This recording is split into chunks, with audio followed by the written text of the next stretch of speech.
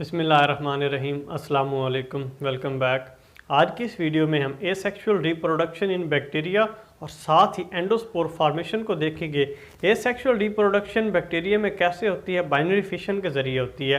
Binary fission होती कब है? जब बैक्टीरिया को अपना फेवरेबल इन्वायरमेंट मिलता है। ये क्या करता है? उस इन्वायरमेंट में से अपने जो रिक्वायर्ड न्यूट्रिएंट्स हैं उनको अब्जॉर्ब करता है। जब ये न्यूट्रिएंट्स को अब्जॉर्ब करता है इसका साइज़ डबल हो जाता है और ये अपने डीएनए को रेडी करता है। डीएनए को इसने रेडी किया और साथ ही इसको बाइनरी फिशन करने के लिए, अपने सेल को डिवाइड करने के लिए इसको कुछ मटेरियल रिक्वायर्ड होता है।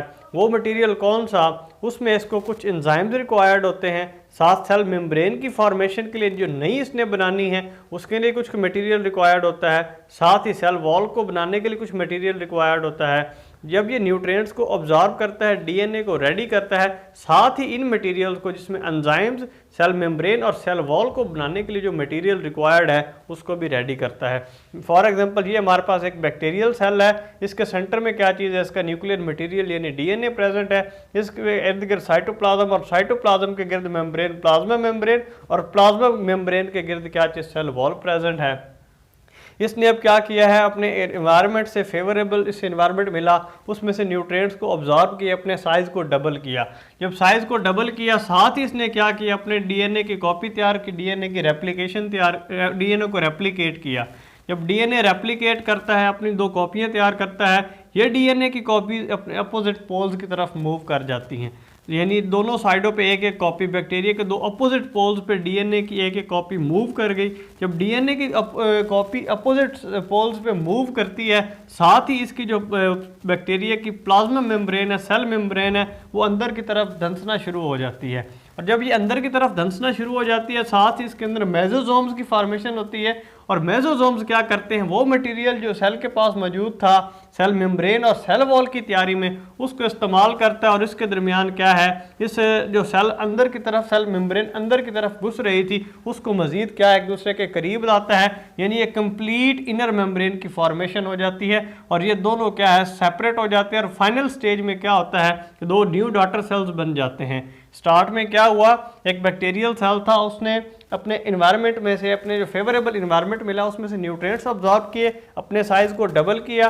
साइज़ को डबल करने के बाद इसने अपने डीएनए की कॉपी तैयार की, रेप्लिकेशन की। वो डीएनए की रेप्लिका जो है कॉपी तैयार हुई वो अपोजिट पोल्स में मूव करते हैं।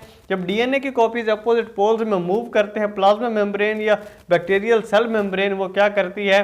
वो अंदर की तरफ धंसना स्टार्ट होती है। साथ ही मेसोसोम्स की फॉर्मेशन होती है। मेसोसोम्स क्या करते हैं? उस मटेरियल को जो रिक्वायर्ड, जो उसने बनाया था, साथ ही सेल मेम्ब्रेन और सेल वॉल की फॉर्मेशन के लिए उसको इस्तेमाल करते हुए इसके दरमियान क्या है? वॉल फॉर्मेशन को कंप्लीट करती है।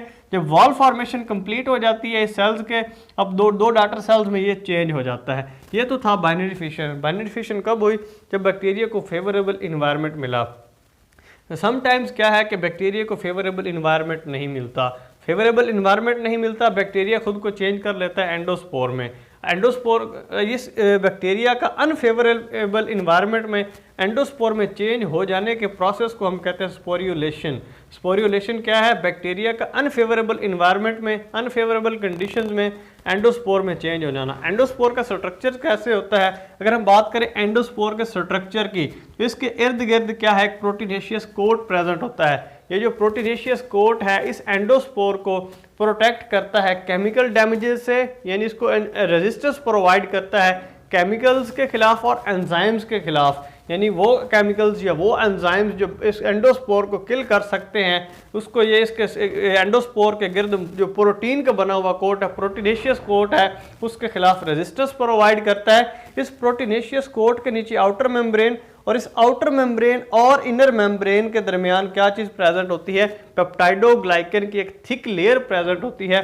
पेप्टाइडोग्लाइकन की इस थिक लेयर को हम कॉर्टेक्स कहते हैं। और ये जो पेप्टाइडोग्लाइकन की थिक लेयर है कोट और आउटर मेम्ब्रेन के नीचे और ये जर्म सेल वॉल और इनर मेम्ब्रेन के ऊपर प्रेजेंट होती है। इसका फंक्शन क्या है? ये इसके एंडोस्पोर को रिक्वायर्ड होता है कंप्लीट डिहाइड्रेशन के लिए, और साथ ही ये सेव करता है इस बैक्टीरियम को, इस एंडोस्पोर को किस चीज़ से? टेम्परेचर इसको प्रोवाइड करता है, टेम्परेचर रेजिस्टेंस प्रोवाइड करता है। जो आउटर प्रोटीनेशियस कोट था वो इसको केमिकल्स और एंजाइम्स के खिलाफ रेजिस्टेंस प्रोवाइड करता है। ये जो पेप्टाइडोग्लाइकन की थिक लेयर यानी कॉर्टेक्स थी, ये उसको प्रोवाइड करता है, हाई टेम्परेचर के खिलाफ रेजिस्टेंस प्रोवाइड करता है। और इसके कॉर्टेक्स के नीचे क्या है, जर्म सेल वॉल प्रेजेंट होती है। ये जर्म सेल वॉल जब एंडोस्पोर फॉर्मेशन, एंडोस्पोर चेंज होता है एक नए बैक्टीरियम में, ये जो जर्म सेल वॉल है ये चेंज हो जाती है बैक्टीरियम की सेल वॉल में, और इसके सेंटर में प्रेजेंट होता है, इस एंडोस्पोर के सेंटर में प्रेजेंट होता है कोर, और इस कोर के अंदर मौजूद होता है उस बैक्टीरिया का या उस बैक्टीरियम का डीएनए, राइबोसोम्स, और इसके साथ साथ इसके अंदर एक और चीज़ मौजूद होती है, डिपिकोलिनिक एसिड। क्या चीज़ मौजूद होती है? डिपिकोलिनिक एसिड। ये जो डिपिकोलिनिक एसिड होता है ये इस एंडोस्पोर के ड्राई वेट का तकरीबन 10% होता है।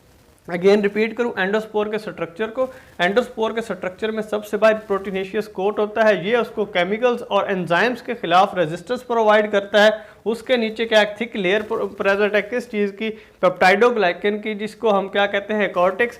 ये कॉर्टेक्स उसको डिहाइड्रेशन के लिए रिक्वायर्ड होता है और साथ साथ हाई टेम्परेचर के खिलाफ रेजिस्टेंस प्रोवाइड करता है। और इसके नीचे क्या है, जर्म सेल वॉल प्रेजेंट होती है, कॉर्टेक्स के नीचे जर्म सेल वॉल। और ये जो एंडोस्पोर जब बैक्टीरियम में चेंज होता है, ये जर्म सेल वॉल बैक्टीरियम की सेल वॉल में चेंज हो जाती है।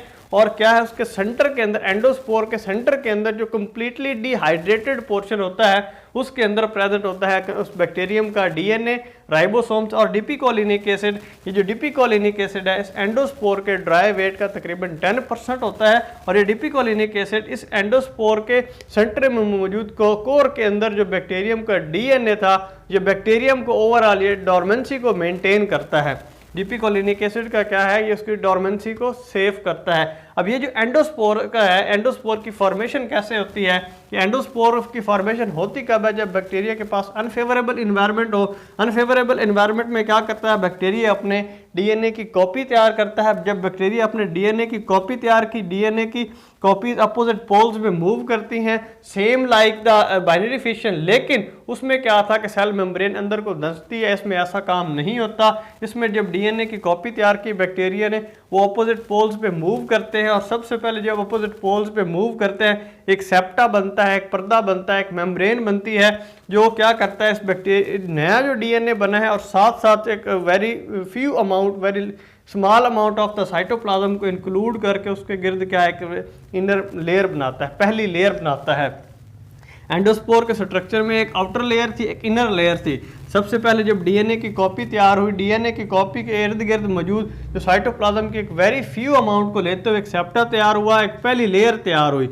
और इसके बाद नेक्स्ट स्टेप में क्या होता है कि इस आउटर लेयर के गिर्द, इस इनर लेयर के गिर्द आउटर लेयर तैयार होती है। इस जिस वो नया डीएनए के साथ साथ एक स्मॉल पोर्शन था साइटोप्लाज्म का। और सेकंड स्टेप में क्या, उसके गिर्द पहली लेयर आई, और थर्ड स्टेप में उसके गिर्द एक और लेयर आती है।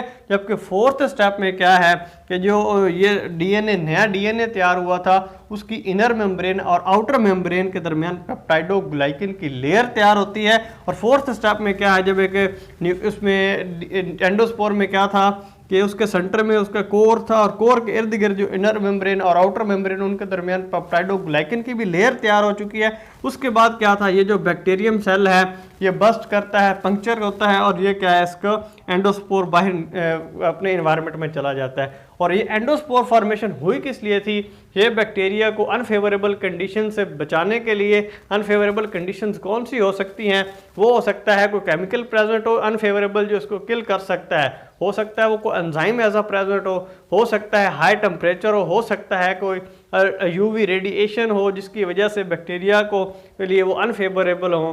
तो ये एंडोस्पोर का फंक्शन क्या था, उसको उसकी डोरमेंसी को, बैक्टीरिया की डोरमेंसी को मेंटेन करता है, साथ साथ अनफेवरेबल कंडीशंस में, अनफेवरेबल इन्वायरमेंट में। अनफेवरेबल इन्वायरमेंट्स कौन कौन से? हाई टेम्परेचर हो सकता है, कोई किलिंग एंजाइम हो सकता है कोई उसे ख़त्म करने के लिए कोई केमिकल प्रेजेंट हो।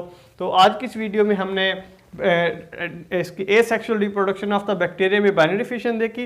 बाइनरी फिशन के साथ हमने एंडोस्पोर का स्ट्रक्चर देखा, फिर एंडोस्पोर की फॉर्मेशन देखी कि एंडोस्पोर की फॉर्मेशन क्या होती है, कैसे होती है, और फिर देखा कि इस एंडोस्पोर का फंक्शन क्या है, क्या फंक्शन था, उसको बैक्टीरिया को रेजिस्टेंस प्रोवाइड करता है केमिकल्स के खिलाफ, एंजाइम्स के खिलाफ, हाई टेम्परेचर के खिलाफ और उसकी डोरमेंसी को मेंटेन करता है। तो आज के लिए इतना ही। Stay blessed, stay tuned, see you in the next video. अल्लाह हाफिज़।